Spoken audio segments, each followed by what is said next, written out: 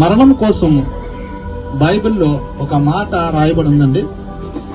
మరణము అతి ప్రాముఖ్యమైనది. ఈ సృష్టిలో ఏది కూడా దాని నుంచి తప్పించుకునేది మాత్రము లేదు.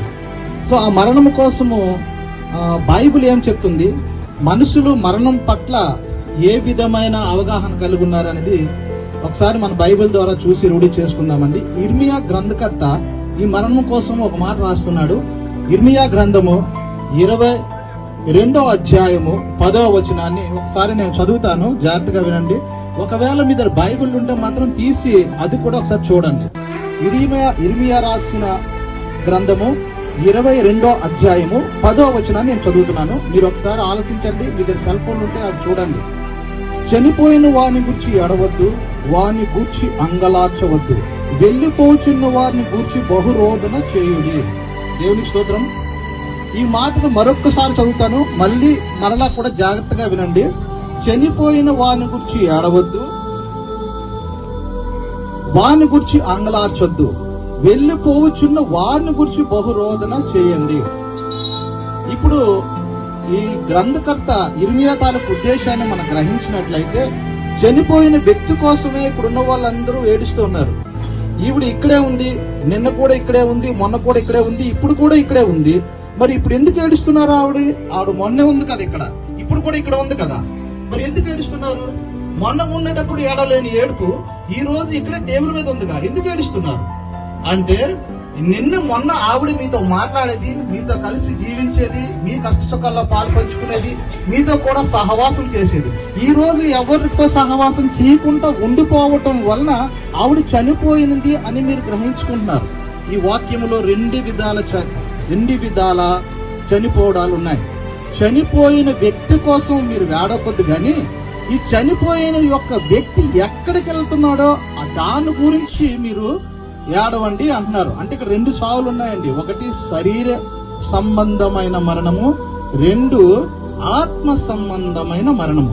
ఆత్మ సంబంధమైన మరణం గురించి ఏడమన్నాడు తప్ప శరీర సంబంధమైన మరణం కోసం మీరు ఏడవద్దు. ఎందుకంటే ఇది మరణం కాదు.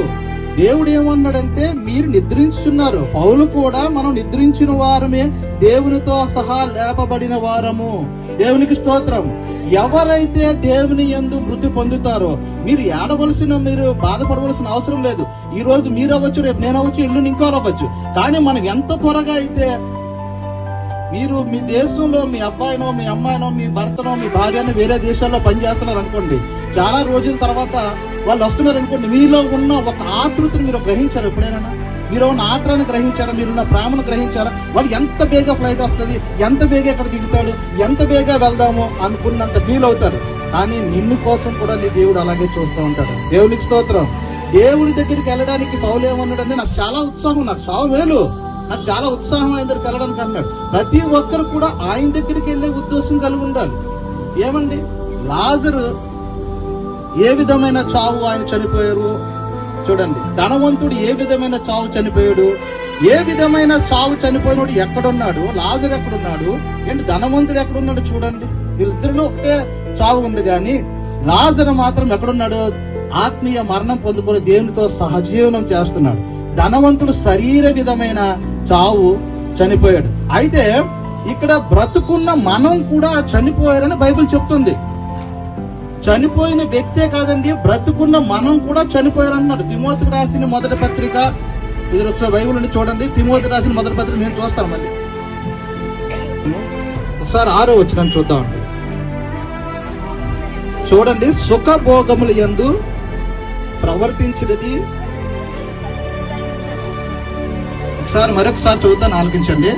మీరు సుఖభోగముల యందు, ఏమండి, సుఖభోగముల యందు ప్రవర్తించినది. సుఖభోగముల యందు ప్రవర్తించినది ఎవరు? మనుషులే. సుఖభోగముల యందు ప్రవర్తించినది బ్రతుకున్నను అంటే, బ్రతుకున్నా కూడా సచ్చిన వాడితో సమానం. ఎందుకంటే ఈ బ్రతుకు మీరు సుఖంగా జీవించడానికి ఇచ్చింది కాదు. ఈ బ్రతుకు ఆనందంగా జీవించడానికి ఇచ్చింది కాదు. క్రీస్తుతో పాటు జీవించడానికి, క్రీస్తుతో పాటు మరణించిన మరి తిరిగి లేవడానికి, క్రీస్తుతో పాటు శ్రమలు పొందడానికి. అంతేగాని ఈ బ్రతుకుతున్నది మనకేదో ఆయుస్ వచ్చింది, మనకేదో ఆస్తి ఉంది, మనకి కార్లు ఉన్నాయి, మనకి బంగళాలు ఉన్నాయి, మన ఇష్టంగా జీవించచ్చు, మనం అడిగేవాడు ఎవడు, మనకన్నా ఎవడు అని అన్నాడు. అందుకే అన్నారు ఈ రోజు రాత్రికే నీ ప్రాణాన్ని అడిగే వాళ్ళు ఉన్నారు. ఏం చేస్తావు ఇంత సమకూర్చుకొని నువ్వేం చేస్తావు? ఈ రోజు రాత్రికే నీ ప్రాణాన్ని అడిగే వాళ్ళు కూడా నీ కోసం ఉన్నారు. సో ఇది దేవునికి సంబంధించిన జీవితము. అనాథ జగత పునాది వేయబడక మునిపే నీ యొక్క జననాన్ని లిఖించిన వాడు దేవుడు. అలాగే నువ్వు బ్రతుకు దినములు కూడా లిఖించిన వాడు. కీర్తన గ్రంథంలో చెబుతున్నాడు, నా బ్రతుకు దినములన్నీ నేను పెండముగా ఉన్నప్పుడే నన్ను చూసావు, నా బ్రతుకు దినములన్నీ నీకు తెలుసు. దేవునికి స్తోత్రం. ప్రతి ఒక్క జీవితంలో వాళ్ళ రోజులన్నీ కూడా దేవునికి తెలుసు. ద్వితీయోపదేశ కాండము ఒకసారి చూడండి. ద్వితీయోపదేశ కాండము 32 అధ్యాయము 39వ వచనం చదవండి. చూడండి, ఇదిగో నేనే దేవుడను, ఈ సృష్టికి నేనే దేవుడను, వేరెక్కడ ఈ ప్రపంచంలో లేడు, నేనే ఉన్నాను, ఈ ప్రపంచం అంతా నేనే ఉన్నాను, నేను ఒక్కడు తప్ప ఎవడు లేడు. అయితే చాలండి, చాలు.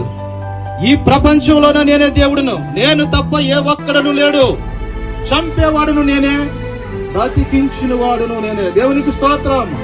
సర్వము ఆయన చేతిలోనే ఉన్నది. ఆయన చేతి ద్వారా మనం వచ్చిన వారము, ఆయన చేతిలో చెక్కబడిన వారము, ఆయనతో కూడా లీనమవుతున్న వాళ్ళము. ఏమండి, తండ్రి ఎంత దొంగవాడైనా సరే, ఎంత ఇదైనా సరే, ఆ తండ్రి ఆ తల్లిదండ్రులు ఏం చేస్తారు? ఆయన తిడతారో కొడతారో లోన బయట పంపించేస్తారు, లేదా ఇలాంటి బ్రతుకు వేస్ట్ పైలా తగిలేస్తారు. కానీ ఎలాంటి బ్రతుకు బ్రతికినా, నువ్వు ఎలాంటి మురికిష్టోడమైనా, కోపిష్టోడమైనా, రోగిష్టోడమైనా, ఎట్లాంటి వాడువైనా సరే, లెప్రసీ వాడు, కుష్ఠరోగమైనా, కుంటోడమైనా, గుట్టోడమైనా, ప్రపంచం నిన్ను వెలివేస్తున్నా కూడా ఒక్కడ మాత్రం నిన్ను కౌలించుకోవడానికి సిద్ధంగా ఉన్నాడు. దేవునికి స్తోత్రం. ఆ ఒక్కడు నీ కోసం మరణం ఇచ్చాడు. పేతురికి ఒక సందర్భంలో పేతురు ఏం చెప్పాడంటే, ఏయ్ నువ్వు కూడా ఆ యేసుతో తిరుగుతున్నవాడివేగా అని అంటాడు. అయ్యా ఎవరు, నాకు యేసు ఎవరు తెలియదు, ఇలా చెబితే గానీ ఆ రోజు కోడి పీయడం మానేలేదు. ఏమంటే ఆ కోడి కూసిన తర్వాత అప్పుడు నేను తెలిసి వచ్చింది. ఎందుకు చెప్పాడు? మరణ భయం. ఎవరైనా చంపేస్తాడను, యేసుక్రీస్తుని పట్టుకున్న వాళ్ళు, ఆయన్ని ఎంతవరకు పట్టుకున్నాడు, నన్ను ఎందుకు పట్టుకోరు, నన్ను చంపేస్తారు అని చెప్పేసి 3 సార్లు మరణంతో భయంతో చెప్పాడు. కానీ యేసుక్రీస్తు ఎప్పుడైతే మరణించాడు శిలువలో, 3వ రోజున లేచాడు. దేవునికి స్తోత్రం. అదే పేతురు, అయ్యా నన్ను ఆయనలాగా సిలువ వేయకండి, తల కిందులుగా వేయండి, తొక్క తీసేయండి మమ్మల్ని. దేవునికి స్తోత్రం. సో ఎంత ధైర్యం, ఎందుకు సావుకు ఎదిరించాడు ఆయన? ఎందుకంటే మన చావు యేసుక్రీస్తుతో సంబంధం కల్పిస్తాడు దేవుడు. దేవునికి స్తోత్రం. మనకి ఎటువంటి మరణము లేదు, మనకి నిత్య జీవము. ఆయన యందు మృతులు పొందిన వాడు నిత్యము ఆయనతో సహవాసం కలిగి ఉంటాడు. దేవునికి స్తోత్రం. సో మనం బాధపడవలసిన అవసరం లేదు. ఈవిడ జస్ట్ కొండమ్మ గారు నిద్రించున్నారంటే ఏదో ఒక రోజున కొండమ్మ గారిని మనం కలుసుకుంటాం. ఇందులో భయమే ఉంది. ఆవిడ ఏదో విదేశాలకు ఉద్యోగంకి వెళ్ళింది అనుకోండి, లేదా దేవుని గారు పరిచయం చేయడానికి వెళ్తుంది అనుకోండి, ఇందులో ఏముంది? మన పిల్లలు వెళ్ళటం లేదా, మన భర్తలు వెళ్ళటం లేదా, మన భార్యలు వెళ్ళటం లేదా, ఏదైనా సంబంధంకి వస్తే అక్కడికి వెళ్ళటం లేదా, పని చేయటం లేదా? సో బాధపడవలసిన అవసరం లేదు. ఏదో ఒక రోజు మనము ఆవిడని కలుసుకున్న వారమై ఉంటాము. దేవుడి తన వాక్యం జీవించిన గాక. మిగతా కార్యక్రమాలకు వెళ్దామండి. ప్రార్థన